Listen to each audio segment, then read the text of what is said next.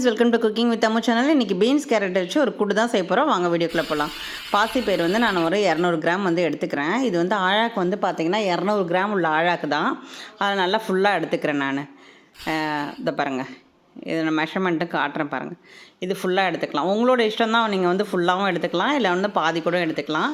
இதை நல்லா ஒரு 2 தடவை நம்ம கழுவி சுத்தப்படுத்தி ஊற வச்சுருவோம். எப்பயுமே வந்து பருப்புங்க எல்லாமே வந்து நம்ம கழுவி ஒரு அரை மணி நேரம் ஊற வச்சா சீக்கிரமாக பூ மாதிரி வெந்துடும். அது இந்த கூட்டுக்கு தேவையான இன்க்ரீடியன்ஸ் பார்த்திங்கன்னா, கேரட், நல்லா பெரிய கேரட் ஒன்று எடுத்திருக்கேன், 1/2 கிலோ பீன்ஸு, ஒரு பெரிய வெங்காயம், ஒரு 7-8 பூண்டு பல், ஒரு கொத்து கருவேப்பிலை, பச்சை மிளகா, தேங்காய் தான் தேவையான பொருள். இதை பாருங்கள், பீன்ஸும் கேரட்டையும் நான் வந்து கட் பண்ணி வச்சுருக்கேன்.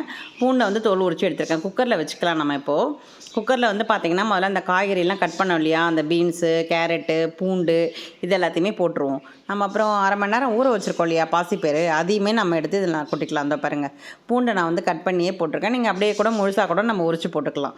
இதை பாருங்கள், இப்போ ஊறின பருப்பை தூக்கி அப்படியே கொட்டிவிடுங்க. கொட்டிட்டு ஒரு 2 டம்ளர் தண்ணி ஊற்றிடுங்க. அந்த காய் வந்து முழுகிற அளவுக்கு ஊற்றிக்கிட்டு ஒரு சிட்டிக்கு வந்து நம்ம வந்து மஞ்சத்தூள் வந்து சேர்த்துக்கலாம். நம்ம குக்கரை நம்ம வந்து மூடி போட்டு பார்த்திங்கன்னா ஒரு 3 விசில் இல்லை 2 விசிலே போதும். ஏன்னா அரை மணி நேரம் ஊற வச்சிட்டோம் இல்லையா, அதனால் 2 விசில் விட்டு ஆஃப் பண்ணிக்கலாம். இந்த விசில் வந்துருச்சு, 2 விசில் வந்து வந்தோடனே நான் ஆஃப் பண்ணிடுறேன். இப்போ நம்ம வந்து ஒரு மசாலா ரெடி பண்ணிக்கலாம். இந்த மசாலாவுக்கு ஜீரகம் 1 ஸ்பூனு, 1/4 மூடி வந்து தேங்காய், ஒரு 3 பச்சை மிளகாய் எடுத்திருக்கேன், அந்த பெரிய வெங்காயத்தை பொடி பொடியாக கட் பண்ணி வச்சுருக்கேன், கருவேப்பிலையே தனியாக எடுத்து வச்சுருக்கேன். இப்போ நம்ம அரைச்சிக்கலாம். பாருங்கள், அந்த தேங்காய், பச்சை மிளகா, 1 ஸ்பூன் வந்து ஜீரகம் சேர்த்துக்குங்க. இதை நம்ம அரைச்சி ஊற்றும் போது ரொம்ப டேஸ்ட்டாக இருக்கும். அதுக்காக தான் பாருங்கள், நல்லா மழை அரைச்சிடுங்க. அரைச்சிட்டு உங்களுக்கு காட்டுறேன் பாருங்கள், ரொம்ப டேஸ்ட்டாக இருக்கும். நம்ம இந்த மாதிரி நம்ம செய்யும் போது இதோ பாருங்கள், அரைச்சாச்சு நல்லா பேஸ்ட்டாக. நம்ம வந்து வானல் வச்சுக்கலாம். வானல் வந்து சூடானோன்னா ஒரு 2 ஸ்பூன் எண்ணெய் விட்டுக்குங்க. எண்ணெய் காயட்டும். நல்லா காஞ்ச உடனே கடுகு போடுங்க. கடுகு பொரிஞ்ச உடனே 1/2 ஸ்பூன் வந்து வெள்ளை உளுத்தம் பருப்பு போடுங்க. பாருங்கள், இதெல்லாம் கமன் வாசனையாக இருக்குது. இந்த மாதிரி போட்டால் ஜீரகம் சும்மா ஒரு 1/4 ஸ்பூன் வந்து போட்டுக்கங்க. ஏற்கனவே நம்ம அரைச்சிட்டோம், இருந்தாலும் கொஞ்சமாக போட்டுக்குவோம்.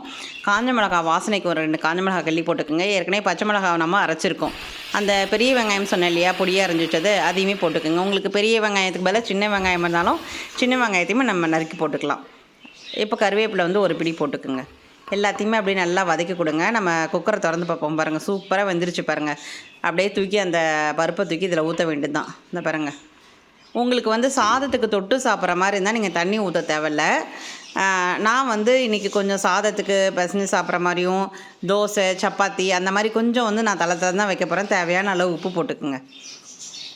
உங்களுக்கு கெட்டியாக வேணால் இதே திட்டத்தில் எந்த தண்ணியும் ஊற்றாத இது பண்ணிக்கலாம். அந்த நம்ம அரைச்சி வச்சுருக்க அந்த தேங்காய் விழுதை தூக்கி அப்படியே அதில் ஊற்ற வேண்டியது தான். கொஞ்சமாக தண்ணி வந்து அலசி ஊற்றிக்கிங்க.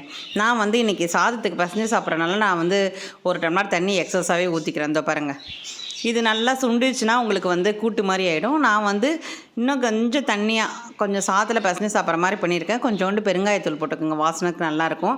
நல்லா தள்ளன்னு கொதிக்குது. ஒரு 5 நிமிஷத்தில் நம்மளுடைய பீன்ஸ் கேரட் கூட்டு ரெடி ஆகிடும். கொத்தமல்லி தழை போட்டு இறக்கிக்கலாம். கொத்தமல்லி இருந்தால் போட்டுக்கலாம், இல்லைன்னா விட்டுடலாம். நம்ம உங்களுக்கு வந்து தண்ணி வேண்டாம், நீங்கள் வந்து சாதத்துக்கு தொட்டு சாப்பிட்ற மாதிரி இருந்தால் தண்ணி ஊற்ற தேவையில்லை. இதே ஒரு அளவோடு செய்து பார்த்துட்டு கமெண்ட் பண்ணுங்கள் ஃப்ரெண்ட்ஸ். நம்ம சேனலுக்கு புதுசாக வந்திருக்கவங்க லைக் பண்ணுங்கள், ஷேர் பண்ணுங்கள், சப்ஸ்கிரைப் பண்ணுங்கள். மறக்காம பெல் பட்டனை ப்ரெஸ் பண்ணுங்கள். அப்போ தான் நான் போடுற வீடியோ உடனே வரும். சுட சுட பீன்ஸ் கேரட் கூட்டு ரெடி. நாளைக்கு பார்க்கலாம் ஃப்ரெண்ட்ஸ். பாய்.